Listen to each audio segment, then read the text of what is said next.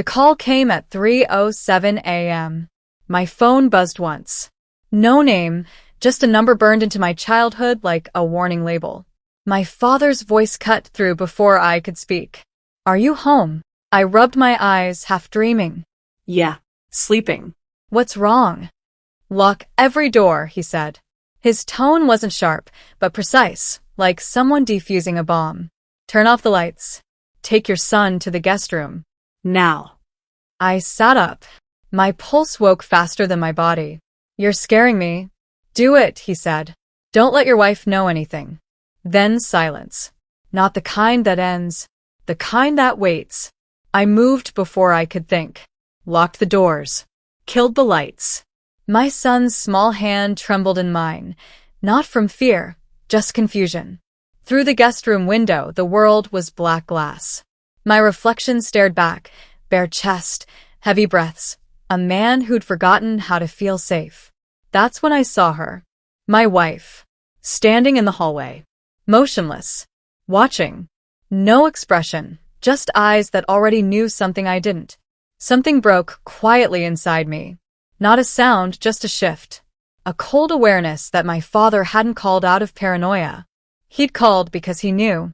She didn't ask why I locked the doors. Didn't ask why I carried our son to another room. She just smiled faintly the next morning and said, "You were talking to your father again, weren't you?" That smile, soft, unbothered, felt rehearsed. It had been 8 months since my father left the agency. Since he told me, paranoia keeps you alive longer than love ever will. Now his words replayed in my head like static. Something about her had shifted. Late-night drives to clear her head. Whispers behind closed doors. A new password on her phone. But it wasn't infidelity I feared. It was the possibility that she wasn't who she said she was. The CIA doesn't retire men like my father. It buries them under new names and false lives. If he called at 3:07 a.m. to tell me to hide from my wife, then something beneath our marriage had never been real. I told myself I was imagining things. Then I remembered her eyes that night, calm, expectant, like she'd been waiting for that call too. I started small, checked her phone while she showered. Numbers with no names. Calls to DC that didn't appear on the bill. I sent one number to Reeves, an old analyst who owed my father a favor. 3 days later, he texted back. "That's an encrypted agency extension.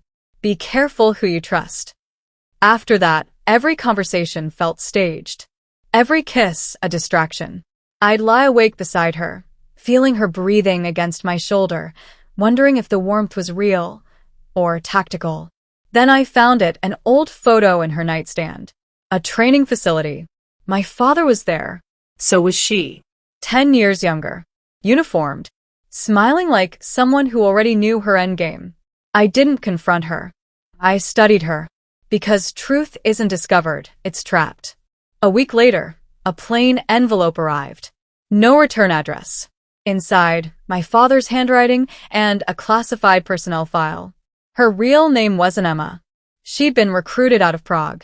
Embedded in surveillance. Assigned to monitor Asset 472B.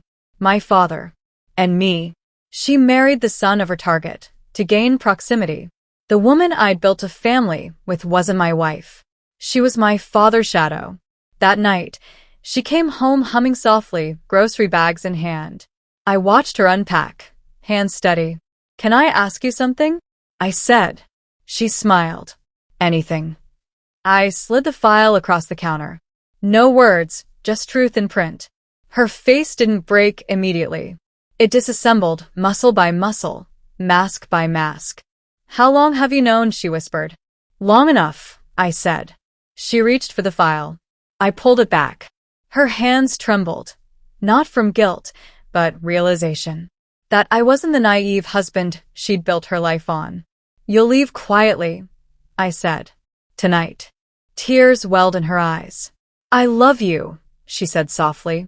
"No," I said. "You were assigned to." Her phone buzzed on the counter. Unknown number. She flinched. "I already called them," I said. "They're coming for you, not me." Her silence cut the room in half. For the first time, she looked small. Not the handler, just the handled. You don't understand what you've done, she whispered. I understand perfectly, I said. You taught me. By morning she was gone. No note. No goodbye. Just the faint scent of her perfume, haunting the sheets. A ghost of something that never existed. At dawn, my father called again. It's over, he said. No, I answered. It's just the part where I stopped pretending. He paused. You did what you had to. I hung up. My son stirred beside me, still asleep. The only truth left in the wreckage. Outside, the sky turned pale. Untrustworthy. I stood at the window, watching the light crawl across the glass.